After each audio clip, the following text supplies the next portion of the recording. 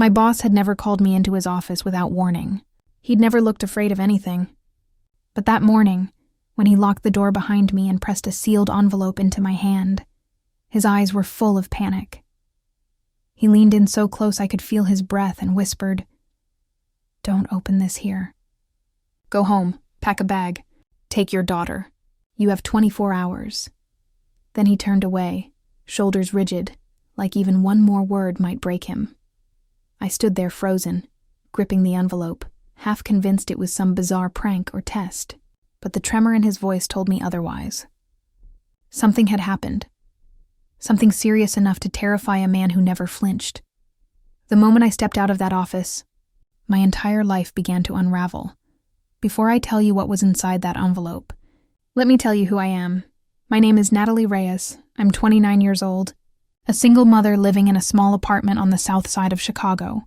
My daughter Ava is 7, bright, creative, and always drawing little pictures of us holding hands.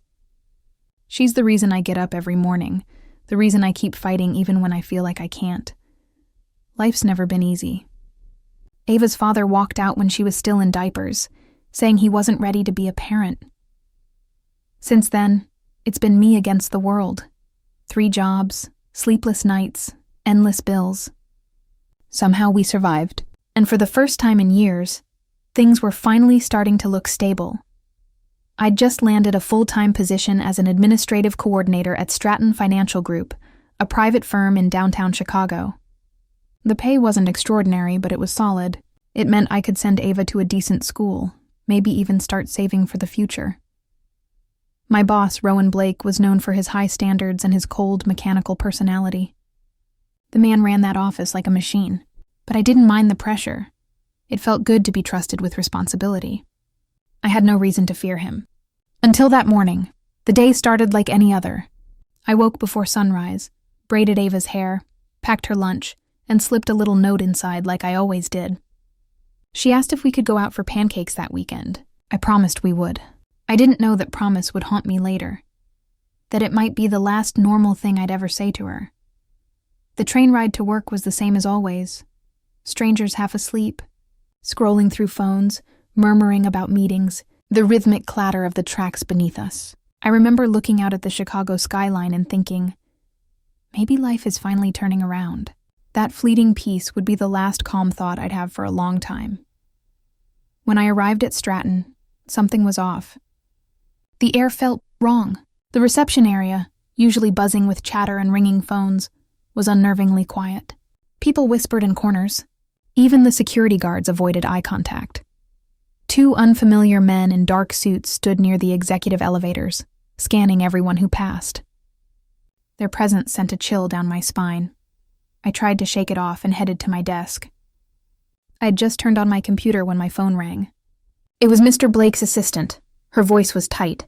"Natalie, Mr. Blake wants to see you. Now." Before I could ask why, she hung up. I told myself it was probably about a report or scheduling mix-up, something routine. But my gut knew better. By the time I reached his office, my hands were trembling. When I stepped inside, he was standing by the window, his back to me. For a moment, I thought he hadn't noticed I was there. Then he spoke, voice low and urgent. "Close the door." I obeyed. He turned around slowly, and the look in his eyes made my stomach twist. Fear. Real fear. He reached into his desk, pulled out a sealed envelope, and slid it across the table toward me. My name was written on it in bold black ink. "Whatever happens today," he said, his voice barely above a whisper. "Don't panic. Do exactly as I say." In that instant, I knew this wasn't about work. It wasn't about numbers or performance reviews. It was about survival. He walked me to the door but didn't say another word. Just before I stepped out, he muttered under his breath, "I'm sorry." Outside, the noise of the city felt distant, muted. I stood on the sidewalk, gripping the envelope like it was a lifeline, the cold wind slicing across my face. My thoughts spun wildly. Why me? What could possibly make a man like Rowan Blake look terrified? "Go home, pack a bag, take your daughter." His words looped in my head as I rushed through the crowd, every stranger's glance feeling like a threat. When I finally reached my apartment, I locked the door behind me and checked it twice. My hands were shaking as I slid a finger under the envelope seal. Inside were 3 things: a one-way plane ticket to Durango, Colorado, departing that same night; a prepaid phone with 1 number saved under the name, "Call only this," and a photograph of my daughter, Ava, standing outside her school, taken that morning. My knees nearly gave out. I'd been at work when that picture was taken. Someone had been watching her. There was a note written in smudged ink as if in haste. "They know what you saw. Do exactly as instructed. If you remain in Chicago after midnight, they will come for you and Ava. Trust no one. You are being watched." The phone slipped from my hand and landed on the couch. I stood there numb. What did I see? What could I have possibly done to deserve this? All I'd done that week was process some routine financial transfers, input numbers, double-check reports. Nothing unusual, or so I thought. But I couldn't afford to waste time wondering. Ava was all that mattered. I grabbed my keys and rushed to her school. She was in her classroom, coloring with her friends, humming softly. Just seeing her made my fear blur into something sharper. Resolve. I signed her out early, smiling as best I could. "We're going on a surprise trip," I told her. She squealed with excitement. "For ice cream?" I nodded. "Something like that." On the drive home, I noticed a black SUV in the mirror. At first I brushed it off, but every time I changed lanes, it did too. My heart started racing. I turned off the main road and took a detour through side streets. The SUV followed. That was all the proof I needed. Someone was watching us. When we reached home, I kept my movements calm for Ava's sake. "Pack your favorite clothes and toys," I said, pretending it was a game. She giggled, running off to her room. I threw essentials into a bag: cash, documents, the envelope. The prepaid phone sat on the table, silent but heavy with meaning. When I finally turned it on, the screen lit up instantly with a single message: "Do not call until you reach the airport." Then my personal phone buzzed. An unknown number. Against my better judgment, I answered. A calm female voice said, "They are outside your building. Do not open the curtains. Leave through the back entrance. Take only 1 bag each. Say nothing to anyone. If you want your daughter safe, follow instructions." Before I could respond, the line went dead. I stood frozen, heart pounding so hard it hurt. This wasn't paranoia. Someone really was after us.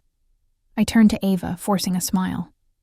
"Sweetheart, we're going out the back way, okay? It's part of the adventure." She grinned, oblivious. We slipped quietly down the stairwell, every creak sounding like an alarm. When I opened the back door into the alley, cold air rushed in. My car was parked just around the corner. I held Ava's hand tightly, walking fast but steady. As I buckled her seatbelt, I heard a faint voice through a radio, somewhere above us. "Target has moved. They have the child." Every nerve in my body went cold. I got behind the wheel, forcing my breathing to steady. "Don't panic, Natalie. Just drive." We pulled onto the street, heading toward the airport. I didn't know who the voice belonged to or what they wanted, but I knew one thing. We were running out of time. Whatever my boss had stumbled into, it was now my nightmare too, and I had 24 hours to save my daughter's life. By the time we reached O'Hare International Airport, night had already swallowed the city. The highway lights streaked across the windshield like silent fire. Ava had fallen asleep in the back seat, her little head resting against her backpack, unaware of the storm surrounding us. Every few minutes, I checked the rearview mirror. No black SUV, no headlights following too closely, but the silence itself felt like a trap. Too calm, too easy. When I pulled into long-term parking, I sat there for a moment, hands gripping the wheel so tight my knuckles ached. My phone buzzed. The prepaid one. A new message flashed on the screen. Terminal 2, Gate 19. Do not check in at the counter. Follow the man in the gray suit with a red tie. Leave your car. Don't look back. I looked at Ava.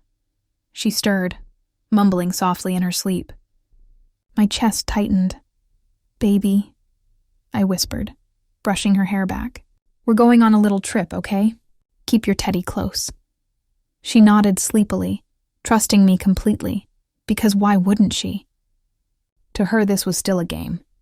But to me, it was survival. Inside the terminal, everything looked ordinary. Families rushing with luggage, flight announcements echoing through the speakers, the smell of coffee and disinfectant blending in the air. But beneath it all, I could feel it, eyes watching. And then I saw him, tall, late 30s, sharp jawline, gray suit, red tie.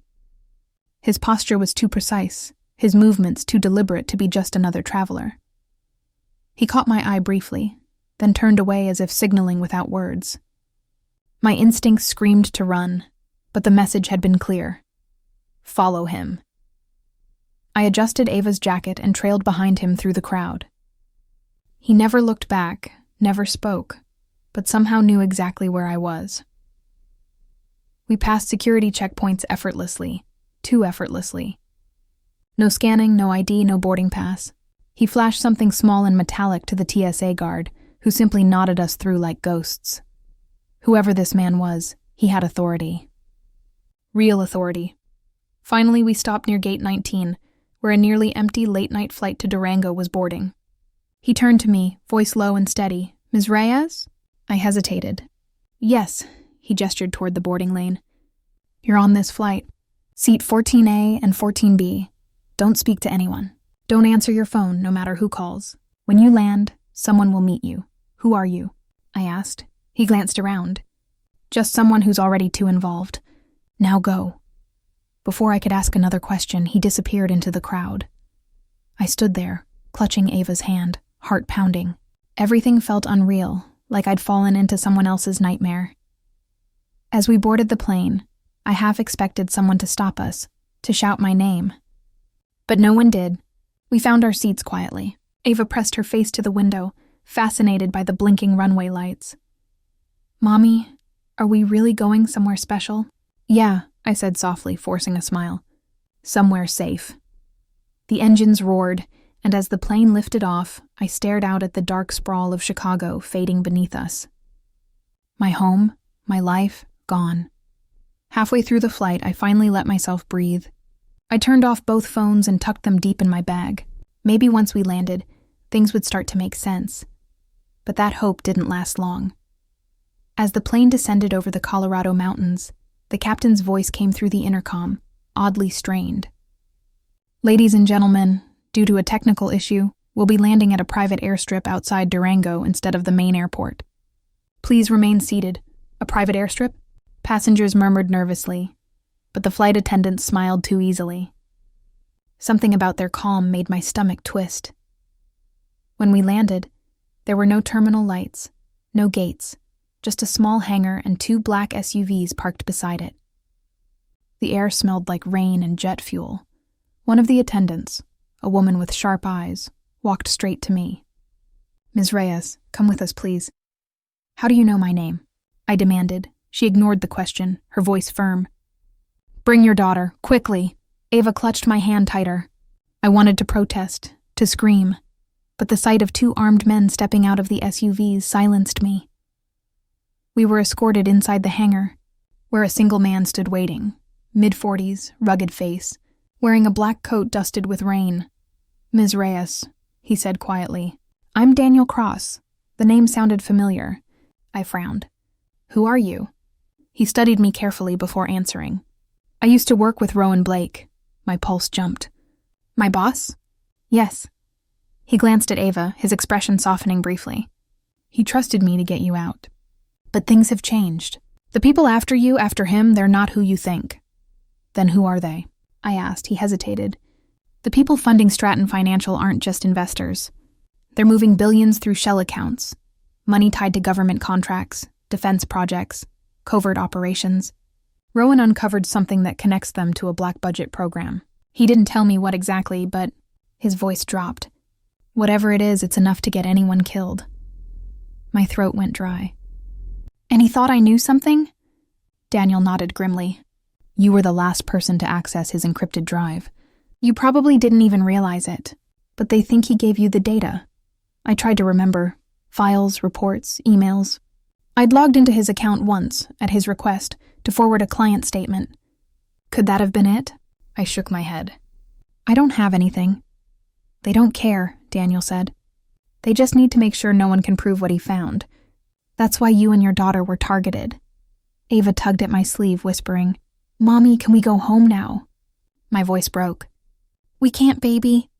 Daniel looked at her gently. You'll be safe soon, I promise. But we have to move before sunrise. They'll track this plane. I was too exhausted to argue. We followed him out of the hangar and into one of the SUVs. The driver, a quiet man with a scar across his cheek, didn't speak as we drove through winding mountain roads under a gray dawn. The silence was heavy. My mind raced with questions. Who exactly was Daniel Cross? Was he really helping us? Or part of the same web that had destroyed my life overnight? After an hour, we stopped at a secluded cabin surrounded by pine trees. Smoke curled from its chimney, and for the first time in 24 hours, I felt a sliver of warmth. Inside, the cabin was simple but clean. A small fireplace, 2 beds, a stocked kitchen. Daniel handed me a folded piece of paper. Coordinates, he said. Rowan wanted you to have these if things went wrong. I opened it. Numbers, latitude and longitude. What's there? He met my eyes. Answers. That night, after Ava fell asleep beside me, I sat by the fire, staring at the coordinates. The crackle of flames filled the silence. Daniel poured himself coffee and sat across from me. You don't trust me, he said. I don't trust anyone right now. He smiled faintly. Good, that might keep you alive. I studied him. Why are you helping us? For a long moment, he didn't answer. Then he said quietly, because Rowan saved my life once, and because I'm tired of running from people who think they own the truth. Something in his tone felt real, like pain, not rehearsed words. Outside, a storm was rolling in, wind howling through the trees. The cabin lights flickered. Then, faintly, from somewhere beyond the window, came the crunch of tires on gravel. Daniel's expression hardened instantly. He moved to the light switch, killing the lamps. The room plunged into darkness. Get down, he whispered. I pulled Ava close, crouching behind the couch. My heart thudded in my ears. Through the window, faint headlights appeared between the trees. 2 vehicles, moving slow. They found us, Daniel muttered. He reached for a small duffel bag, unzipping it to reveal a pistol, a satellite phone, and stacks of papers. There's a back trail leading downhill. Take your daughter and go. I'm not leaving you, I whispered. You don't have a choice. His voice was steel. They want you. I'll hold them off. Tears blurred my vision. Daniel, he handed me a flashlight and the coordinates paper. When you reach the main road, follow the marker numbers on the poles. They'll lead you to a safe contact named Mara. She'll know what to do. Then he was gone, slipping out the front door into the storm. Gunfire cracked in the distance moments later. Ava screamed, and I covered her ears, whispering, It's okay, baby, it's okay. We crawled out the back door into the freezing rain. The trail was slick and narrow, lined with pine needles and mud. I held Ava's hand so tight she whimpered, but I couldn't let go. Behind us, flashes of light burst through the trees, gunfire, headlights, shouting voices. Daniel was buying us time. Halfway down the hill, I stumbled, knees scraping against stone. Ava fell too, but I pulled her up. Keep moving, sweetheart, I gasped. Almost there. When we finally reached the road, the forest was silent again. No lights, no gunfire. Just wind and rain. I turned the flashlight on, hands trembling. A wooden pole stood nearby with faded numbers painted on it. M12. The first marker. I didn't know who Mara was, or what waited ahead, but I knew one thing for certain. Whoever these people were, they weren't going to stop until Ava and I were gone for good. And whatever was hidden in those coordinates, it was worth killing for. The road was little more than a scar through the forest, muddy, narrow, swallowed by fog. I carried Ava on my hip, flashlight trembling in my hand. Every rustle in the dark made my heart jerk. Somewhere behind us, Daniel might still be fighting. Or maybe he was already gone. I couldn't let myself think about it. I had one task now. Follow the markers. The rain eased into a drizzle as dawn crept through the trees, pale light cutting through mist. Each pole I passed was painted with faded letters, M13, M14, guiding us through the wilderness. Ava shivered against me. "Mommy, I'm cold." "I know, sweetheart. We'll stop soon, I promise." When the next marker appeared, I noticed something new, an old wooden sign half hidden by vines, Mara's Diner, 1 mile ahead. A diner. A real building. Civilization. By the time we reached it, the sun had pushed through the fog. The diner sat at the edge of an empty highway, small and lonely, with a rusted neon sign that flickered weakly. Mara's Diner. Open 24 hours. Inside, the smell of coffee and fried bacon filled the air. A single woman stood behind the counter, wiping a mug with a towel. She looked to be in her late 40s, hair tied back, eyes sharp as glass. When she saw me, mud-streaked, drenched, clutching my daughter, she didn't flinch. "You must be Natalie," she said calmly. My stomach tightened. "How do you—" Daniel called. She interrupted. "Told me to expect you. Said to give you this." She reached under the counter and slid a small black case across the surface.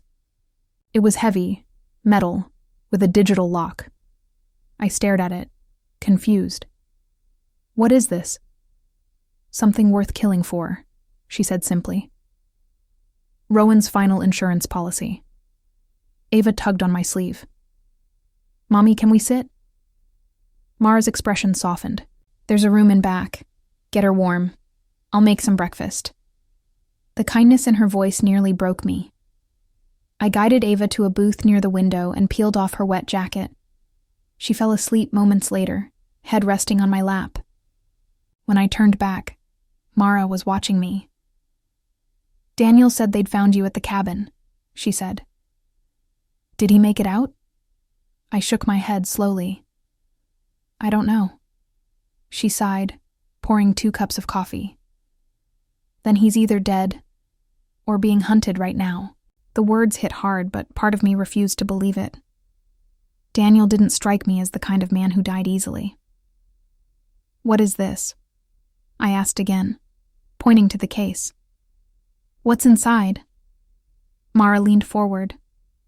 Rowan discovered a covert banking network, funds being siphoned through defense contracts, tied to private security groups and politicians. Billions, maybe trillions, moved off the books. He called it Project Halcyon. I frowned. "Halcyon?" She nodded.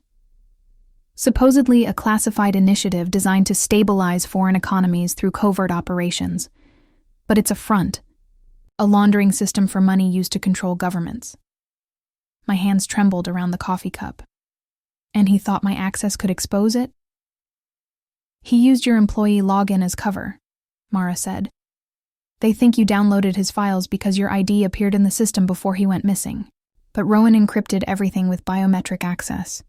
The only person who can open that case," she paused, meeting my eyes, "is you." My breath caught. "Me? I didn't even know any of this existed." Mara shrugged. "Doesn't matter. The system recognizes your credentials now. Rowan set it up that way in case he didn't make it." I stared at the case. "So if I open this, I can prove what's happening?" "Maybe," Mara said. "Or maybe it'll get you killed faster. Depends who finds you first." Before I could respond, the diner lights flickered. A low rumble echoed outside. Engines. Mara's head snapped toward the window. "Get down!" Through the glass, 2 SUVs pulled up on the highway shoulder. Men in tactical gear stepped out, scanning the area. My pulse spiked. How did they find us?" "They track everything," Mara hissed, yanking a shotgun from under the counter. Go out the back now. I shook Ava awake. Baby, time to go. She blinked, groggy but obedient. We slipped through the kitchen while Mara took position by the door. Head for the tree line, she whispered. There's an old service road behind the diner. Follow it till you see the bridge. Come with us, I urged. She smiled faintly. Someone has to stall them. I hesitated. Mara. Go, Natalie. The gunfire started seconds after we slipped out the back door. Ava clung to my hand as we ran through the mud, branches clawing at our clothes. My lungs burned, legs aching, but adrenaline pushed me forward. Behind us, the crack of bullets echoed through the trees. By the time we reached the bridge, a rickety wooden crossing over a shallow river, I was shaking. The air smelled like smoke. Ava looked up at me, eyes wide. Mommy, what's happening? I knelt down, cupping her face. We're okay, sweetheart. We just have to keep moving. A faint vibration buzzed in my pocket. The prepaid phone. I almost didn't answer. But when I saw the name flashing on the screen, my heart stopped. Daniel Cross, I pressed the phone to my ear. Daniel, you're alive? His voice was hoarse, distant. Barely, I made it out. They took the cabin, but I got the drive. Where are you? With Mara. She gave me a case. Rowan's insurance. A pause. Then you have everything. Don't open it yet. They'll trace the encryption. How do I find you? I asked. There's a safe house west of Durango, near Silver Creek. I'll send coordinates. We'll meet there at sunset. The line crackled, then cut. I shoved the phone in my pocket, grabbing Ava's hand. We have to go, baby. We crossed the bridge, our footsteps echoing on the damp planks. On the other side, a long stretch of empty road wound into the mountains. I spotted an abandoned truck half buried in weeds. The keys were still in the ignition. It was a risk, but so was standing still. I started the engine. It coughed, sputtered, then came alive. Ava curled up in the passenger seat, clutching her teddy bear. As we drove, the landscape changed, dense pine giving way to sharp cliffs and snow patches. I tried to focus on the road, but my mind kept circling back to Daniel's words. Rowan's insurance policy, if this case, really held evidence of something that massive, something powerful enough to make people vanish, then exposing it wasn't just about me anymore. It was about everyone. Hours later, the sky turned gold. The road narrowed into gravel, winding through a narrow canyon. According to Daniel's coordinates, we were close. Then I saw it. A cabin hidden between rock walls, smoke curling from its chimney. Relief flooded through me. When I stepped inside, Daniel was there. He looked rough, dirt-streaked, a cut above his eyebrow, but alive. When he saw Ava, his shoulders relaxed. You made it. She's okay, I said, voice shaking. Mara, she stayed behind. His jaw tightened. She knew the risk. I set the metal case on the table. Tell me the truth, Daniel. What's really inside this? He took a deep breath. Rowan copied fragments of Halcyon's data before they shut him down. It's encrypted with a dynamic biometric key. Your signature is the last piece. Once opened, it exposes every transaction, every name. And then what? Then we find a way to leak it, before they find us.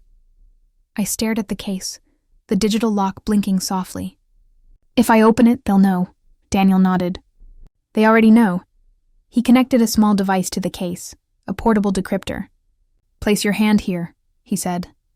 I hesitated, glancing at Ava asleep on the couch. My hand trembled as I pressed it to the scanner. A faint beep echoed. The lock flashed green. The lid clicked open. Inside were several drives, a folded letter, and a small metallic card with a strange emblem. An eagle overlaid on a triangle. Daniel's eyes widened. That's a federal seal. Level 7 clearance. Rowan must have had access to classified systems. I picked up the letter. It was handwritten. If you're reading this, it means I'm gone. Project Halcyon is not what it seems. It was designed to control nations under the illusion of economic stability. Funded by chaos. Maintained by fear. The files you hold are the only proof left. Trust no agency. They are compromised. Find the whistle network. The password is Echo. My hands shook as I lowered the letter. He knew he was going to die. Daniel exhaled. He knew they'd silence him eventually. Before we could say more, the faint rumble of engines echoed from the canyon. Daniel's eyes snapped to the window. They found us again. I froze.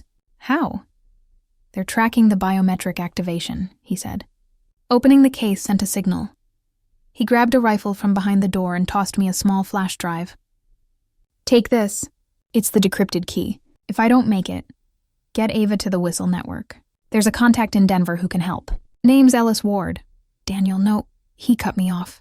You run, Natalie. You keep that kid alive. That's what Rowan wanted. Outside, headlights slashed across the rocks. Dozens of them. Ava stirred on the couch, eyes fluttering open. Mommy? I crouched beside her, whispering fiercely, Sweetheart, we have to go again, okay? It's another adventure. She nodded sleepily, trusting me like she always did. I grabbed the case, the drive, and my daughter's hand. As we slipped out the back door, Daniel's last words echoed behind us. Don't look back. We ran into the trees as the gunfire started again. The forest swallowed the sound.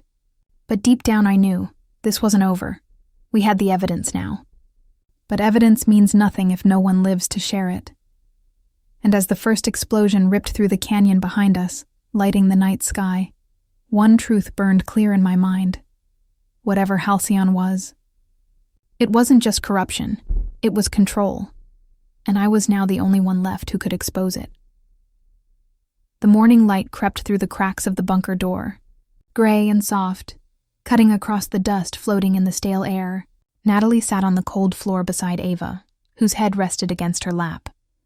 Her daughter's breathing was steady but faint. She hadn't truly slept in days. Daniel leaned against the wall, his eyes half open, pistol resting loosely on his thigh. The silence was heavy, only broken by the distant hum of the generator. They'd been underground for 26 hours. No word from Rowan, no update from the outside. The last contact they had was his brief radio message. Stay quiet. Trust no one. After that, nothing. Natalie's mind replayed the last few days in fragments. The chase through the forest, the burned safe house, the file upload that stalled midway, and the look in Rowan's eyes when he said, If I don't make it back, finish what we started.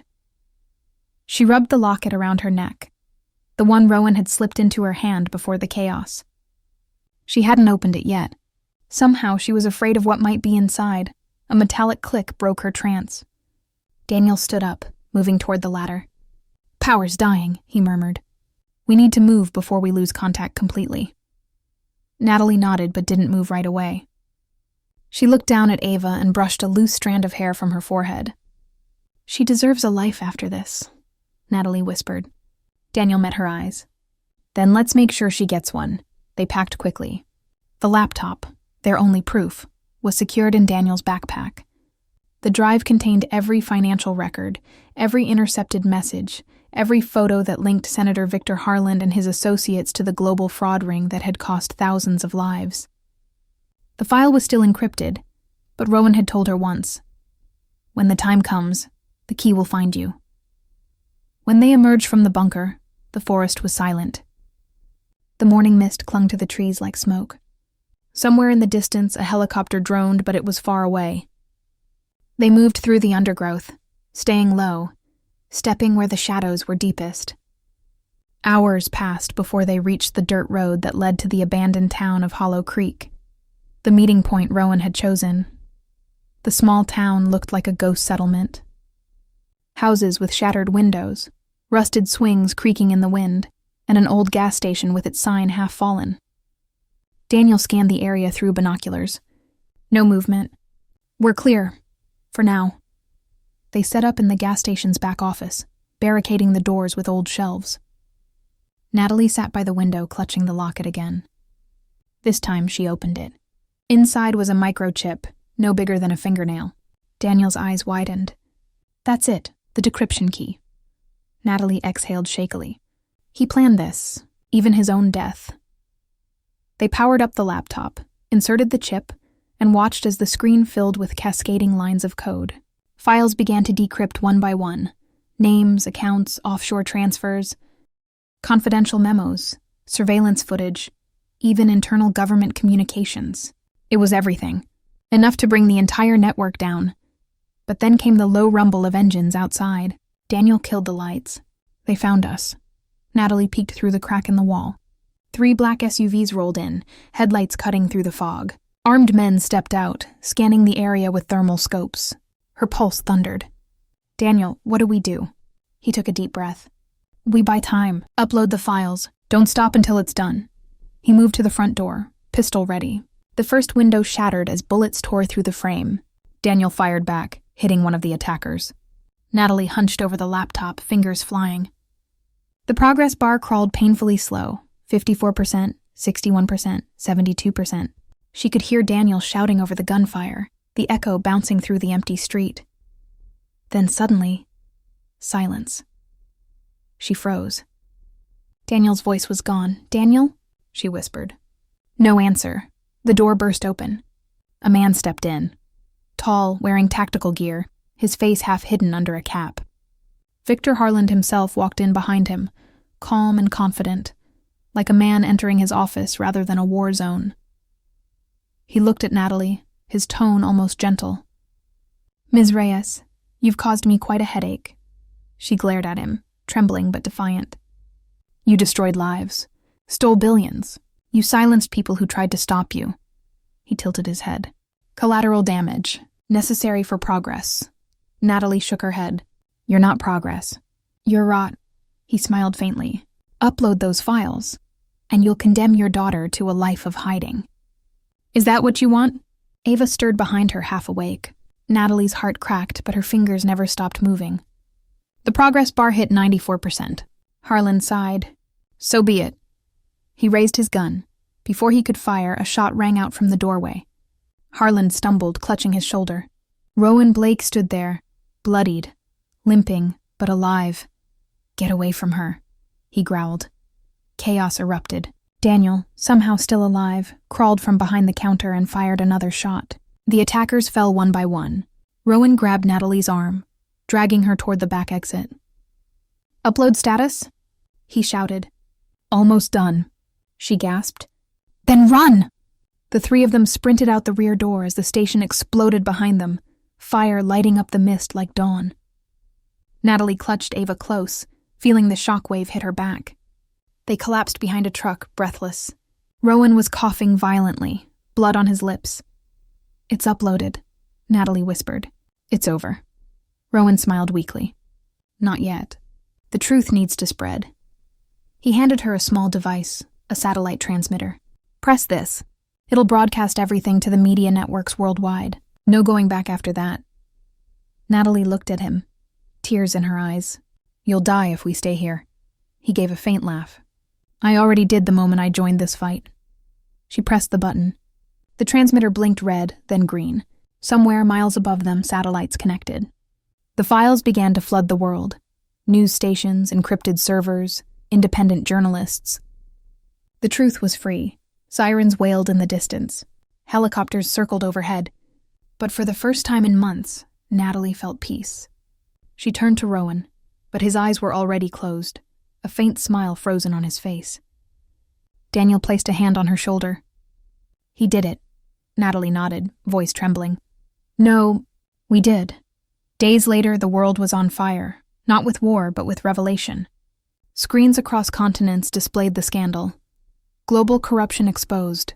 Senator Victor Harland indicted. Names of officials, CEOs, bankers, all linked in one massive web. People protested. Governments collapsed. Justice, slow but unstoppable, began to move. Natalie watched it all unfold from a safe house in the countryside.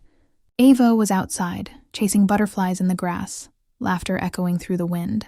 Daniel stood by the porch, phone in hand. "You're officially a legend," he said softly. Natalie smiled faintly. "I never wanted to be." He looked at her. "What will you do now?" She thought for a moment. Live for her, for him. That night she sat under the stars, laptop on her knees. She opened the last video file Rowan had left behind. A recorded message. His voice filled the night air. Natalie, if you're hearing this, it means you made it. The world deserves people like you, people who don't run from the truth. I was never the hero. You were. Remember that. Protect Ava. And when the noise fades, tell her who her mother really was. The screen went dark. Natalie closed her eyes, tears slipping silently down her cheeks. The wind carried the faint scent of smoke and rain, a strange, peaceful mix of endings and beginnings. She whispered to the night. Thank you, Rowan. As dawn broke, she stood on the porch, watching the sunlight spill across the horizon. The world had changed, but it was still standing. And somewhere in the quiet morning air, she felt Rowan's presence, like a whisper in the wind, reminding her that truth, once freed, can never be buried again. Natalie smiled and walked toward her daughter. Ava looked up, beaming, holding a small flower. For you, Mama, she said. Natalie knelt, taking it gently. It's beautiful. And as they stood together in the golden light, the weight of the past slowly lifted. The war was over. The story was written, but the legacy, the courage, the truth, the sacrifice, would echo long after their footsteps faded.